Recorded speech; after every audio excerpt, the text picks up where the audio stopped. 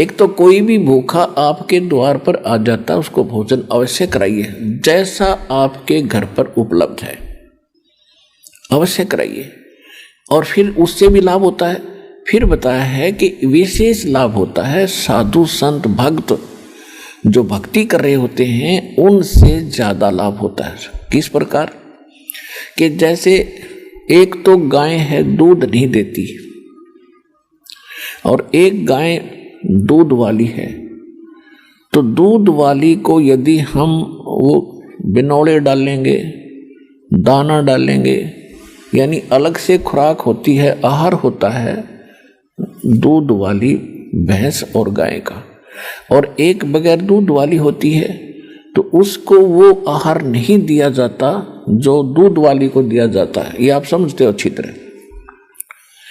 तो कहने का भाव ये है कि उसका जो आहार है वो भी देना है, क्योंकि वो भी आपकी आवश्यकता है जो दूध नहीं देती। लेकिन जो उसको आहार डालोगे, बिनौले डालोगे या कोई और खल डालोगे दूध वाली को, उससे लाभ ज्यादा होगा, वो लाभ नहीं देगी, वो आपका आने वाले समय में फलेगी। तो इस प्रकार एक आम जनसाधारण को भोजन कराने का, जैसे पहले क्या करते थे कि भी किसी का लड़का हो गया, लड़का उनकी खुशी मनाई, 10 गाँव को इकट्ठा कर लिया, एक एक घर से एक एक व्यक्ति बुलाया करते थे। उसने कहा करते भाई 12 गांवों की यज्ञ कर दी जग, तो वो कोई जग नहीं थी, वो कोई यज्ञ नहीं थी, वो तो अपन रोटी सभी खा रहे हैं, स्पेशल बुलाए गए, उनसे कुछ नहीं होता। तो साधु संत भगत को आहार कराया जाता है, वो कई गुना फलता है। अब जैसे आप यहाँ दान करते हो, यहाँ टोटली भक्त आते हैं, चाहे किसी ने नाम नहीं लिया है, वो भी परमात्मा की प्यारी आत्मा है, तभी तो इस दरबार में आया। नहीं तो आगे सामने गजा है, कार में बैठ कर खे देशी की जई कर करने कोई क्यों बन गया, क्या है रही क्या है, फिर पता चलेगा जब तेरी ब्रन माटी होगी क्या है यो यहाँ पर। तो अब यहाँ जो आते हैं वो अच्छी आत्माएं आती हैं। इनको जो आपका जो दान आता है, ये तो आपके खुली किताब है यहाँ तो सारी, जो भी दान आप करते हो सारा परमात्मा के भंडारे में, यहाँ की व्यवस्था में, यहाँ यज्ञ हवन में, यानी सब प्रकार का यहाँ लगाया जाता है।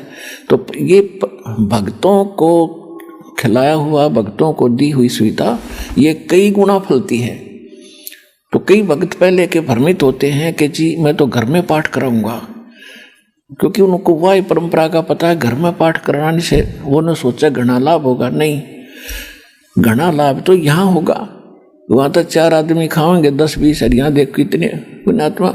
और फिर पाप आप कहीं कर दियो, चाहे जंगल में छुप के कराइयो, पाप आपके मस्तक में लिखा जाएगा, और धर्म ने कितना कर लो आपके मस्तिष्क में लिखा जाएगा, उसका फल मिलेगा।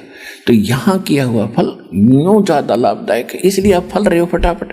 और एक शास्त्र अनुकूल साधना है, परमात्मा ने फार्मूले बता रखे हैं, इन फार्मूलों को अपना कर आप चलियो, देखना कैसे लाभ ना हो। और फिर जैसे आप शुरू में आते हो, आपके पास कोई पुण्य नहीं है, पुण्य खत्म हुए तभी तो आप दुखी हुए। तो पहले परमात्मा की शक्ति सतलोक से आती है, दास के चलता फिरता एक पावर हाउस है भगवान का, और वो फिर आपको आशीर्वाद से चार्ज किया जाता है। फिर आपको विधि बताई जाती है कि अब आप स्वयं अपने पैरों पर खड़े हो, ये साधना करो, कमाई करो, ये तुम्हारा संग्रहित होगा। और जो हम आशीर्वाद देते हैं वो तो आपके कष्ट को हल्का कर देता है और आपको विश्वास बनता है कि हाँ भगवान है। तो फिर ये क्रिया बताई जाती है कि अब डट कर भक्ति है। कबीर साहब ने फार्मूला बताया है कि जिन हर जैसा सुमरिया ताको तैसा लाभ, ओसा प्यास न भाग ही जब लग धसे न आब। कि आप जैसे पहले हम मंगलवार का व्रत रखते थे, 5:15 का प्रसाद बांट दिया, बूंदी ले गए गुलदाना, और वो धर्म हो गया, खाक धर्म हुआ। ये कहते हैं ये तो तुम ओस चाट रहे थे, प्यासे होकर के ओस चाट रहे थे। ओस चाटने से प्यास नहीं बुझेगी, प्यास बुझेगी गट गट गिलास पीवे 2-3, जब पेट भरे तो यहाँ वो गिलास पे आए जाते हैं आपको गट्टा गटे, और पहले आप ओस चाट्या करते थे।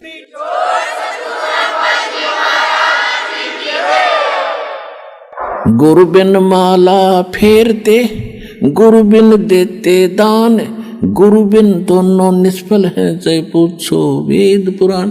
इस पृथ्वी पर कोई गुरु नहीं, इस सतलोकाश्रम बरवाला के अतिरिक्त कोई सत्साधना नहीं।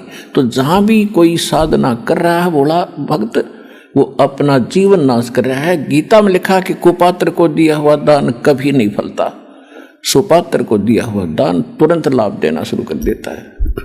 तो ये स्थान है, ये दास है वो सुपात्र, और डट कर दान करो और फिर देखना। कबीर साहब कहते हैं, चेड़ी चोंच भर ले गई, नदी न घट्यो नीर, दान दिए धन घटे नहीं, नो कह रे साहिब कबीर। कि दान देने तो धन नहीं घटेगा।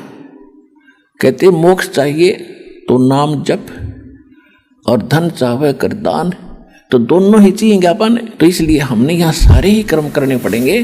तो यहाँ 500 यज्ञ करवाई जाती हैं आपसे।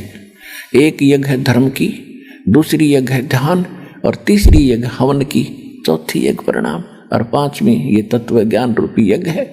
तो ये 500 यज्ञ सतलोक आश्रम बरवाला जिला हिसार हरियाणा के अतिरिक्त इस पृथ्वी पर नहीं है, 21 ब्रह्मांड में नहीं है।